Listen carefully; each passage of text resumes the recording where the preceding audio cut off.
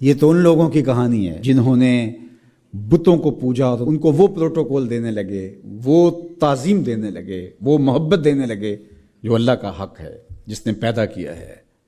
دیکھیں، میری اولاد ہے تو میری اولاد کسی کو تعظیم دے تو میں اس کو گوارا کروں گا، آپ کی اولاد تعظیم دے گوارا کریں گے، لیکن باپ والی تعظیم کسی کو دے تو وہ تو آپ گوارا نہیں کریں گے، میں بھی گوارا نہیں کروں گا، چونکہ یہ تو اللہ نے مجھے اور آپ کو اعزاز دیا ہے نا۔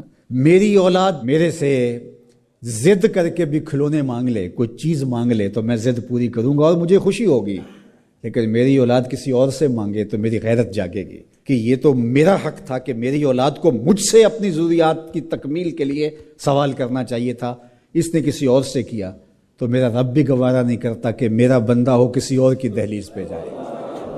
کہا تمہارے جوتے کا تسمہ بھی ٹوٹ جائے تو اپنے رب سے مانگو، وہ تمہیں دینے والا ہے، تمہاری ضرورتوں کی تکمیل کرنے والا ہے، یہ تمہارا رب گوارا نہیں کرتا۔ اللہ اکبر۔ حضور نے سوال کرنے سے منع کیا۔ حضرت ابو بکر صدیق رضی اللہ تعالی عنہ سواری پہ بیٹھے تو ہاتھ سے کوڑا گر گیا، تو آپ گھوڑا کھڑا کیا، نیچے اترے، کوڑا اٹھایا، پھر بیٹھے، تو کسی نے کہا کہ یہ آپ فرما دیتے، ہم پکڑ کے آپ کے ہاتھ میں دے دیتے۔ کہا حضور نے سوال کرنے سے منع کیا۔ یہ ہیں وہ لوگ جو عمل کرنے والے ہیں اور ہم تو باتیں کرنے والے ہیں۔ والذین آمنوا اشد حبا للہ، اور جو اہل ایمان ہیں وہ اللہ کو ٹوٹ کے چاہتے ہیں، شدید، بلکہ شدید سے آگے اشد ہے لفظ، یہ طلبہ جانتے، اس میں تفضیل ہے۔ جو اہل ایمان ہیں وہ اللہ سے ٹوٹ کر محبت کرتے ہیں، محبت کی جو آخری حد ہے، اور یہاں محبت میں اشد کا لفظ کہہ لیے، دوسرے لفظوں میں اس کو عشق کہہ سکتے ہیں۔ جو اہل ایمان ہے وہ رب سے عشق کرتے ہیں، وہ رب سے ٹوٹ کر محبت کرتے ہیں۔ اشد حب للہ، شدید محبت نہیں، اشد محبت۔ اشد محبت سے آگے تو کوئی درجہ ہی نہیں ہے، تو وہ کتنی محبت کرتے ہیں، تبھی تو جانیں وار دیتے ہیں اس کے نام پہ، اس کے حکم پہ گردنیں کٹواتے ہیں۔ یہ ہے شدید محبت کا روپ۔ اس کا حکم ہوا جیسا ہوا۔ ذرا دیکھیے یہ کتنے لوگ ہیں، آپ کوئی شہر سے آیا ہے، کوئی دیہات سے آیا ہے، کوئی دوسرے شہر سے آیا ہے، کوئی گلیوں سے نکل کے آ گیا ہے، تو یہ کیوں بھاگے بھاگے آ رہے ہیں؟ آج کل تو کسی کے پاس 10 منٹ نہیں ہے، تو آپ کہیں گے جمعہ ہے، رب کا بلاوا ہے آگے۔ یہاں میں چاہوں تو 1 گھنٹہ گفتگو کروں، آدھا کروں، آپ بیٹھے رہیں گے، پھر چلے جائیں گے۔ ابھی گھر جا کے کمر سیدھی نہیں ہوگی تو پھر مسجد سے بلاوا آئے گا، آپ پھر بھاگے چلے آئیں گے۔ تو وہ مالک اس محبت کی لاج رکھنے والا ہے۔ یار اللہ سے محبت بہت بڑی دولت ہے۔ آج اللہ سے محبت ہم بھول گئے ہیں۔ حضور علیہ الصلوۃ والسلام کی محبت بھی اللہ کی محبت ہے، یہ بات ذہن میں رکھیے گا۔ اس کا یہ مطلب نہیں ہے کہ کوئی شخص حضور کی محبت کی نفی کر دے اللہ کی محبت کا نام لے کر، جس طرح کہ ایک فکر ایسی بھی موجود ہے، لیکن دوسری جانب بھی کچھ ایسی صورتیں اتر گئی ہیں کہ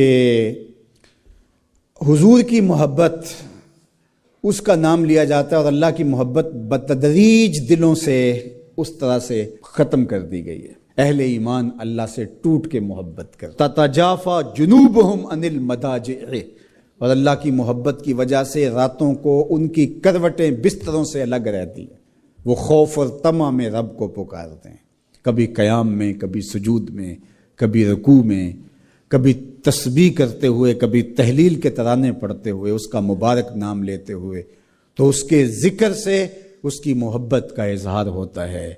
نماز پڑھو تو ڈوب کے پڑھو، سجدہ کرو تو ڈوب کے پڑھو، گویا تم اپنے مالک کی دہلیز پہ اپنا سر رکھ دیا ہے، اور پوری تندہی کے ساتھ اس کے حضور سجدہ ریزیاں کرو، چونکہ وہ ہمارا خالق ہے۔ دنیا آخرت کی برکتیں اللہ ان لوگوں کا مقسوم فرمائے، اور اللہ ہمارے گناہ معاف کر دے، قیامت کے دن حضور علیہ السلام سے شرمندہ ہونے سے بچا لے اللہ ہمیں۔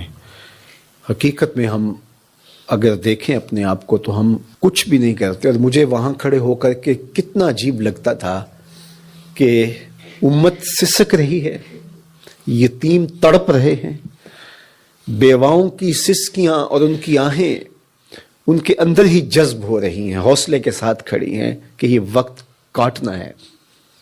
خیمہ بستیوں کے اندر ہر طرف درد ہی درد پھیلا ہوا ہے، اور آسودہ ملکوں کے ہم لوگ یا تو عیش و عشرت میں مبتلا ہیں یا ایک دوسرے کی پگڑیاں پھاڑ رہے ہیں، ایک دوسرے کے جبے نوچ رہے ہیں۔ ہم ذرا دیکھیں ہم کھڑے کہاں ہیں؟ کیا یہ منہ حضور کی بارگاہ میں لے کے ہم پیش ہونے کے قابل ہیں کہ حضور کی امت پہ ابتلائیں ہوں، آزمائشیں ہوں، انسانیت تڑپ تڑپ کے دم توڑ رہی ہو، ہم نان ایشوز کو اٹھائیں اور پھر اس پر ہم مناظروں کا ایک ماحول پیدا کر دیں اور اس امت کو ٹکڑے ٹکڑے کرنے کے عمل میں ہم معاون اور ممد ہو جائیں، اس کو ہم خدمت دین سمجھیں۔ کاش کہ ان کا درد ہم سمجھ لیں۔ اور اس کے علاوہ آپ اپنے اطراف میں دیکھیں تو کیسی کیسی زندگیاں لوگ کاٹ رہے ہیں، یہاں تھر کے اندر انسانیت کس طرح سسک رہی ہے۔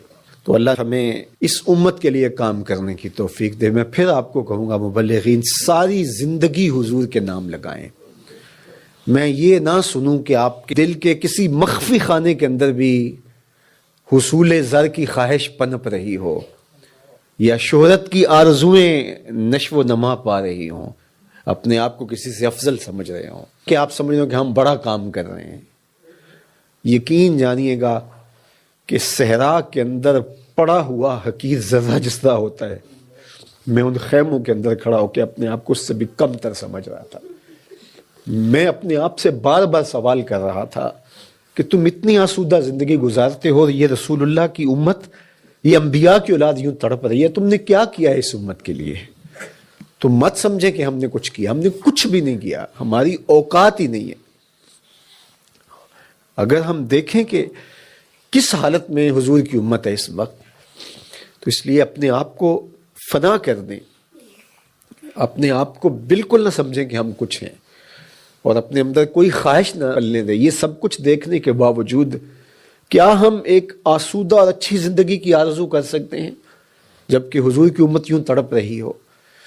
اور میں پھر آپ کو کہوں گا کہ یہ علماء کی باہمی لڑائیاں آپس میں کبھی بھی حصے دار نہ بنیں، کبھی پوسٹ بھی شیئر نہ کریں۔